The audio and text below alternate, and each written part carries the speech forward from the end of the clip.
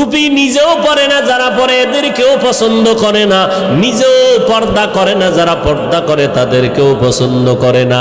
আল্লাহ কয় এত নাফরমানি করলি, আবার ফাঁকে ফাঁকে আমার দেওয়া নেয়ামত খাইয়া খাইয়া আলেম ওলামারা পায় ধরে ধরে নামাজের কথা বলে, আর তোরা বেঈমান আমার দেওয়া নেয়ামত খাইয়া নিমক হারামের মতো আবার আলেমের বিরুদ্ধে লিস্টি তৈরি করো। আছে না নাই? ওরে তুই লিস্টি কয়বার তৈরি করবি? আমি মাওলা তো তোর লিস্টিটা ঠিক মতো টানাইয়া রাখছি, আজরাইলের কাছে চিঠি দিয়া রাখছি, যেদিন সময় হবে রুহুটা ধরে টান দিবে, তোর বাড়ি গাড়ি সব দুনিয়ায় পড়ে থাকবে, সন্তান আব্বা বলে ডাকবে, জবাব আর দিতে পারবি না। ওই 5 তলা বিল্ডিং থেকে তোরে নামাইয়া